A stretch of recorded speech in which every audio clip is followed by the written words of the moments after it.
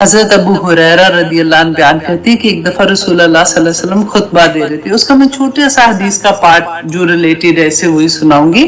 तो कहते वो खुतबा दे रहे थे तो उतने में इमाम हसन और हुसैन जो है ना, इन्होंने लाल रेड कलर की कुर्ता पहना हुआ था। आप can you imagine, you know, बच्चे उन्हें लाल रंग के कुर्ते कितने प्यारे लगते हैं। और हजरत हुसैन जो थे ना, ये नबी सल्लल्लाहु अलैहि वसल्लम से बहुत मुशाबत रखते थे। बिल्कुल ऐसे लगता था कि उन्हीं की यू नो शक्ल और उसी तरह का रंग ठंग जैसे होता है, तो बहुत प्यारे थे। तो ये चल के आ रहे थे, इन्होंने लाल रंग का कुर्ता पहना हुआ था और यू नो गिरते चलते जैसे नया नया बच्चे चलना सीखता है। तो रसूलुल्लाह सल्लल्लाहु अलैहि वसल्लम ने देखा तो खुतबा यू नो मेंबर से नीचे उतरे,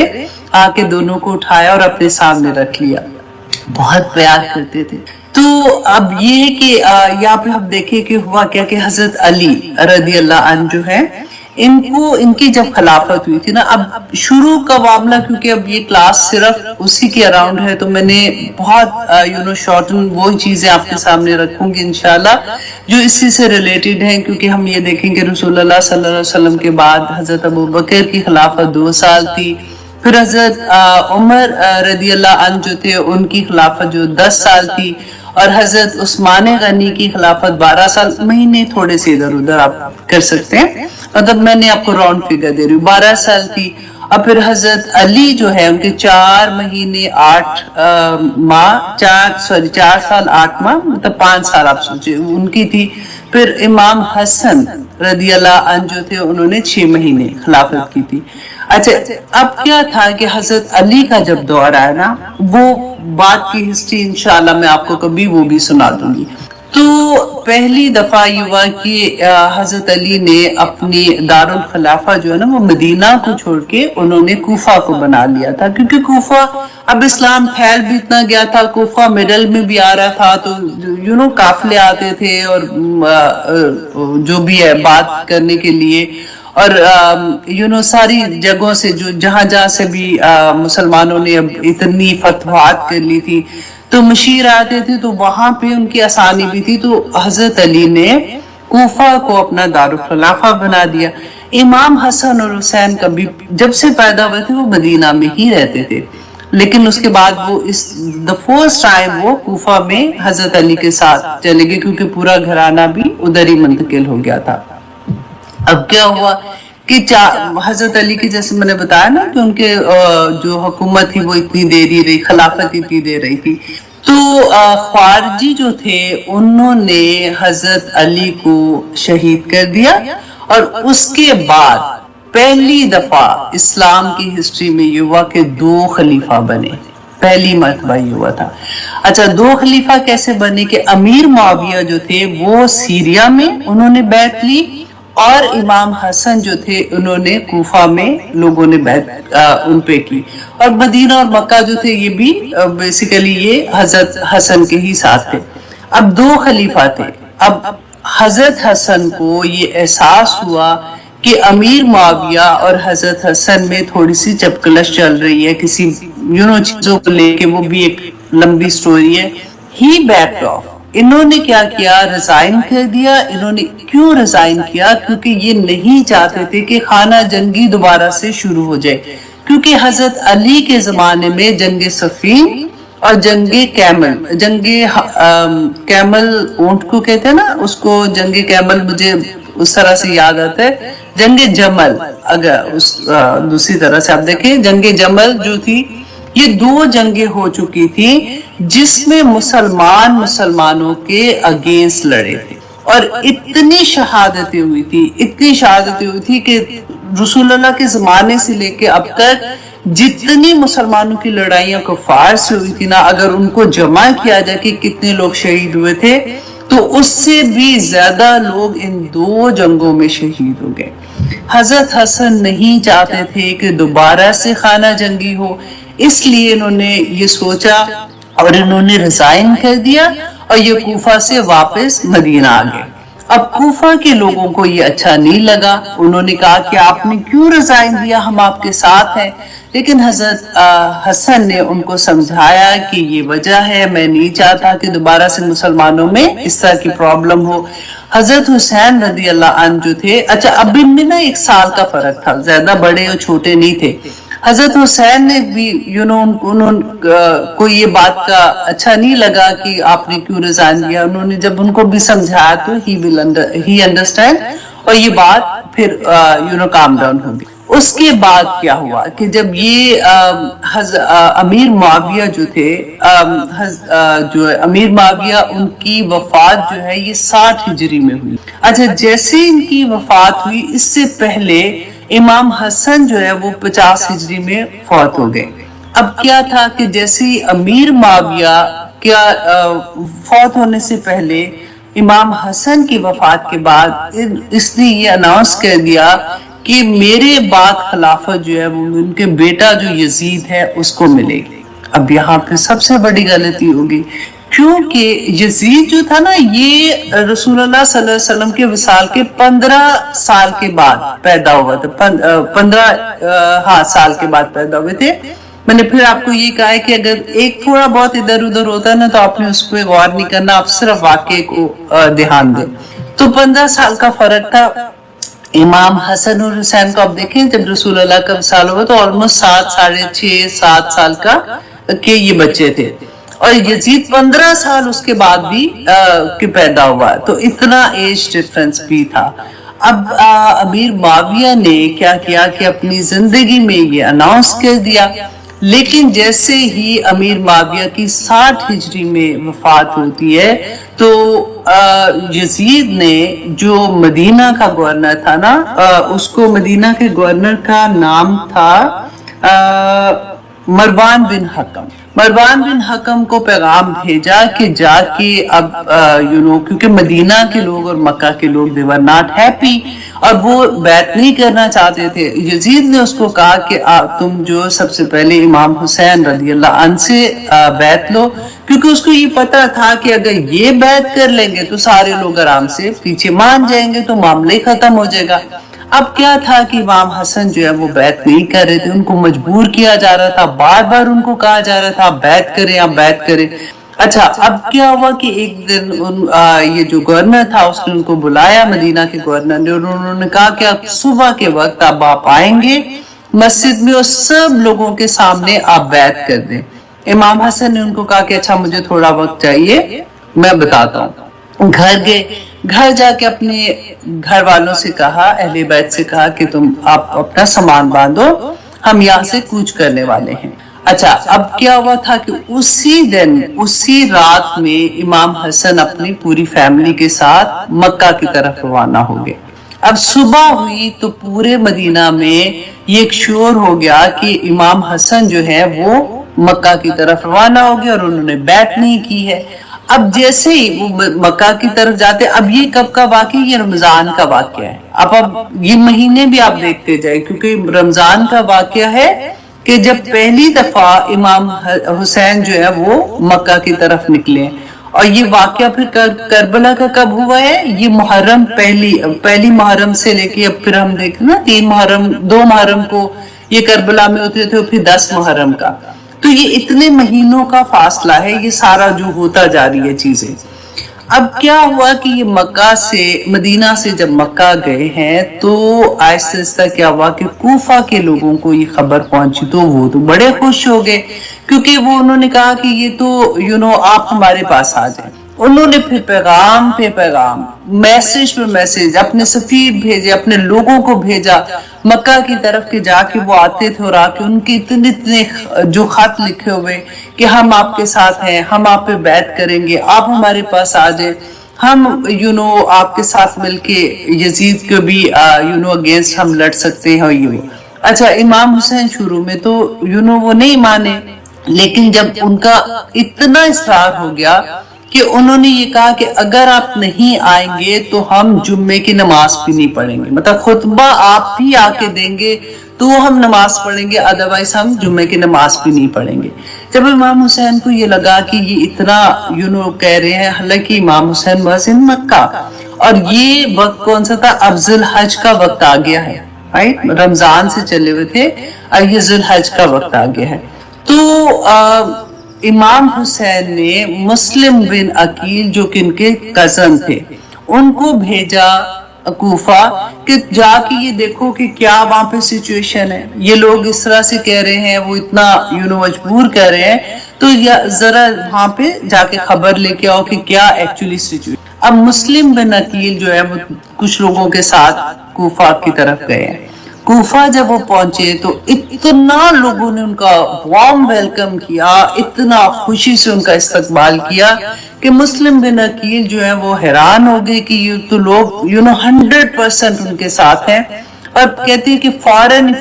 24,000 لوگوں نے ان کے ہاتھ پہ بیعت کی، اور یہ ایکچولی 14,000 لوگوں نے بیعت کی، اور یہ 14,000 ہی نہیں تھے، کیونکہ ایک بندہ جو آتا تھا نا وہ اپنے کوئی قبیلے کی طرف سے، کوئی اپنے گروپ کی طرف سے، کوئی اپنی جس طرح سے بھی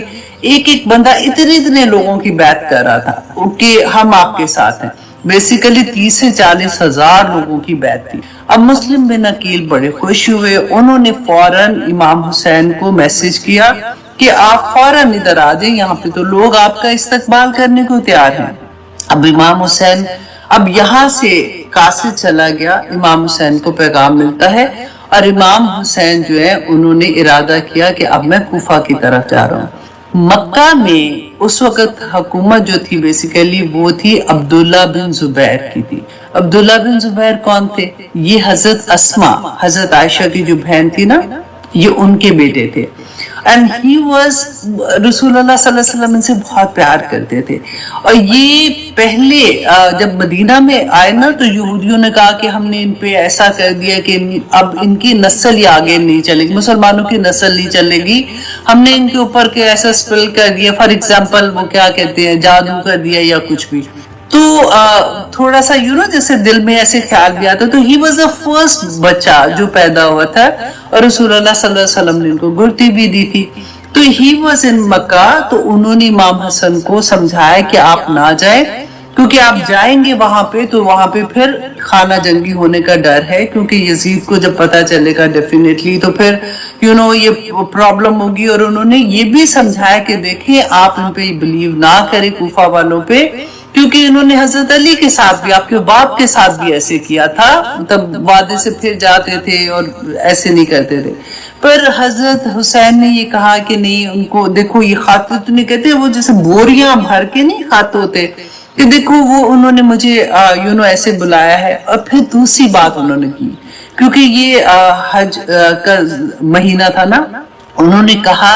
کہ مجھے یہ پتا چل گیا ہے کہ یزید مجھے ایسے نہیں چھوڑے گا، تو میں نہیں چاہتا ہوں کہ یہ مقدس سرزمین ہے خانہ کعبہ، میں یہاں پہ میں بلڈ شیڈ نہیں چاہتا ہوں، تو میں چاہتا ہوں کہ میں یہاں سے چلا جاؤں۔ اچھا، اب کیا ہوا کہ 8 ذی الحج کو امام حسین جو ہے وہ کوفہ کے لیے نکلتے ہیں۔ اب اچھا یہاں پہ آپ رکیں، اب وہاں پہ کوفہ میں کیا ہوا کہ جیسے یہ خبر کوفہ والے خوشیاں منا رہے ہیں اور سارے اس طرح سے باتیں ہو رہی ہیں، یہ خبر کسی طرح سے یزید کو پہنچ جاتی ہے کہ کوفہ والے جو ہیں یہ تو امام حسین کا انتظار کر رہے ہیں، اور وہ تو اتنی خوشیاں منا رہے ہیں کہ ہم اس پہ بیعت کریں گے، تو یہ تو سارا معاملہ خراب ہو جائے گا۔ اب یزید نے فوراً کیا کیا کہ ابن زیاد جو بڑا ظالم تھا، he was only 28 years old، اس کو گورنر بنا کے ایک خط دیا، اور اس کے ساتھ 17 لوگوں کو اس نے کہا کہ تم لوگ جاؤ اور جا کے فوراً کوفہ میں جا کے جس طرح سے بھی ان کو ڈرا کے، ان کو پیسے دے کے، رشوت دے کے، کسی طرح سے بھی ان کو سب کو روکو کہ وہ امام حسین کا ساتھ نہ دے۔ میں جب یہ پڑھی تھی نا تو میں سوچ رہی تھی کہ دیکھیں آج بھی ہم لوگ خبریں سنتے ہیں نا، بیسیکلی ہم تو یہاں پہ بیٹھے ہیں، ٹی وی میں دیکھ لیا یا یوٹیوب میں یا جہاں پہ بھی خبر آتی ہے، آج بھی لوگ بکتے ہیں، مسلمانوں کو خرید رہے ہوتے ہیں، آج بھی خوف اور دہشت طاری کر کے لوگوں کو اس جگہ سے ہٹایا جاتا ہے جو ہماری اپنی مرضی۔ میں کسی ان کی بات نہیں کر رہی ہوں، میں عام طور پہ آپ دیکھیں کہ آج بھی تو یہی ہوتا ہے نا کہ ہمارا مقصد ہے نا، اگر فار ایگزامپل مجھے یہ بات پسند نہیں تو میں دوسرے کو خرید بھی لوں گی، اگر مجھے یہ پسند نہیں پھر میں ڈرا کے بھی ان کو روکوں گی، ہر طرح سے کوشش کروں گی کہ میں کسی طرح سے اس راستے کو روکوں جو میری پسند کا راستہ نہیں ہے یا میں نہیں چاہتی۔ اور اینڈ آف دا ڈے حکومت ہی ہوتی ہے نا، یہ اقتدار کی لالچ بھی انسان کو کہیں کا نہیں چھوڑتی ہے۔ اچھا، اب یہاں پہ یہی چیز آپ لوگ اپنے مائنڈ میں رکھیں گے تو آپ کو یہ سٹوری بہت اچھے سے سمجھ آئے گی، کیونکہ یہ اقتدار کی جنگ نہیں تھی، لیکن کیونکہ آج کل کے زمانے میں بھی ویسی کچھ چیزیں ہو رہی ہوتی ہیں جیسے یزید نے کیا تھا، یا اس زمانے میں ان کے جو فادر تھے امیر معاویہ تھے، تو وہ جو چیزیں ہمیں سمجھ آتی جب ہم ہسٹری پڑھتے ہیں تو ہم اس کو نام جب دینے کی کوشش کرتے ہیں تو پھر ہمیں یہ لگتا ہے کہ اچھا اس سے کسی اور کا دل نہیں دکھے، تو اچھا ہم کیسے اس چیز کو سمجھیں۔ اب یہاں پہ دیکھیے کہ وہاں پہ کیا ہوا، جیسے اس کو پتہ چلا ابن زیاد کو اس نے بھیجا۔ ابن زیاد جو تھے یہ صبح کے ٹائم، جیسے فجر سے پہلے کا نا ٹائم ہوتا ہے، اس وقت جب ابھی اندھیرا تھا، تہجد کے ٹائم پہ یہ کوفہ میں داخل ہوتے۔ اب لوگ جو تھے نا وہاں پہ کوفہ کے، وہ تو حضرت حسین کا انتظار کر رہے تھے نا، انہوں نے یہ سوچا کہ یہ امام حسین کا قافلہ ہے، جیسے وہ لوگ آئے، انہوں نے خوشیوں کے ساتھ ایک دم سے ان کا استقبال کرنا شروع کیا۔ جتنے بھی لوگوں کو اس وقت نظر آئے، انہوں نے ایک دم سے ان کو کہا کہ ہم آپ ہی کا انتظار کر رہے تھے، ہم آپ پہ بیعت کرنا چاہتے ہیں، یہ وہ۔ اچھا، یہ اتنا چلاک تھا، اس لیے اپنے کیونکہ ٹربن پہنی ہوئی تھی، چہرے تھوڑے سے ان کے ڈھکے ہوئے تھے، یہ فوراً اپنے قلعے کے اندر گئے اور قلعہ بند کیا، اور پھر جا کے انہوں نے قلعے کے اوپر جا کے پھر اس نے پہلا خطاب بیسیکلی کیا، اور اس نے کہا کہ اے لوگوں، میں یزید کی طرف سے آیا ہوں، اگر تم لوگ باز نہیں آؤ گے تو پوری ایک آرمی وہ ہماری پیچھے آ رہی ہے جو آپ لوگوں کو ختم کر دے گی، آپ لوگوں کے ساتھ اس طرح سے ہوگا، آپ لوگوں کو۔ اچھا، یہ اس کو ڈرانے کے لیے اس نے کیا۔ اس کے علاوہ اس نے پھر کیا کیا کہ جیسے اچھا وہاں کے لوگوں کو یہ ایک دم سے پتہ چل گیا، اوہو یہ تو گڑبڑ ہو گئی ہے، یہ تو یزید کو پتہ چل گیا ہے۔ تو اب یہاں پہ اچھا اس نے آتے ہی وہ جو خط یزید نے دیا تھا کہ جو وہاں کا گورنر تھا نا کوفہ کا، اس کو کیونکہ سٹیمپ لگی ہوتی تھی خط میں، اس نے اس کو وہ خط دیا کہ یزید نے تمہیں مطلب ہٹا دیا اس جاب سے، اور اب میں اس نیا گورنر بن گیا ہوں۔ اب امام حسین کو بھی کچھ نہیں پتا، وہ وہاں سے 8 ذی الحج کو وہاں سے نکل گئے۔ اچھا، اب کیا تھا کہ پھر اس نے ڈیفرنٹ قبائل کے جو بڑے بڑے لوگ تھے نا، ان کو اس نے بلایا اور ان کو کسی کو رشوت دے کے، کسی کو تحائف دے کے، کسی کو جس طرح سے بھی، کسی کو ڈرا کے، کسی کو کس طرح سے، اور امام حسین کی کہ تم نے ان کا ساتھ نہیں دینا۔ سب آہستہ آہستہ ڈرتے گئے، پیچھے ہٹتے گئے اپنے اپنے مقصد سے، کسی کا رشوت ہو، کسی کا اپنے نام کی وجہ سے کہ ہمیں اگر یہ لوگ آگے تو ہمیں تو اتنا بڑا عہدہ مل جائے گا، تو ہمیں نام مل جائے گا، تو ہمیں پیسے مل گئے، کسی کا کچھ ہو گیا۔ اچھا، اب کیا تھا کہ مسلم بن عقیل، اب ان کا ٹارگٹ مسلم بن عقیل تھے۔ اب وہ لوگ نہیں بتا رہے تھے، تو اس نے ایک چلاکی کیا کی کہ اپنے ساتھ جو 17 لوگ تھے، اب لوگ تو ان کو نہیں پہچانتے تھے، اس نے کیا کیا کہ فار ایگزامپل ایک تھیلی نہیں جیسے بڑی سی ہوتی ہے اشرفیوں کی بھری ہوئی، وہ ان کو دی اور ان کو کہا کہ تم جا کے لوگوں سے یہ پوچھو کہ ہم شام سے آئے ہیں اور ہم نے یہ اسی بندے کو دینی ہے جو مین یہاں کا بندہ ہے، جو یہ پوری مہم جیسے چلا رہا تھا، جو بیک بون جیسے کہتے ہیں نا، اس پوری آئیڈیا کی بیک بون ہے، تو ہم ان کو اس کو یہ دینا چاہتے ہیں۔ وہاں کے لوگوں نے ان کے لیے یہ تحفہ بھیجا ہے۔ تو جب یہ پہنچے تو وہاں پہ ان کو پتا چل گیا کہ جو مین ان کا بندہ تھا، اس کو جب اس سے یہ ملے تو کہ یہ بندہ ہے جو مین کام کر رہا ہے، تو اس کو انہوں نے تھیلی وہ دی ان کے پاس، کیونکہ اس کو یہ بھی پتا تھا کہ جو مین بندہ ہے تو مسلم بن عقیل اسی کے پاس ٹھہرے ہوگے، کیونکہ وہ تو مہمان تھے وہاں پہ۔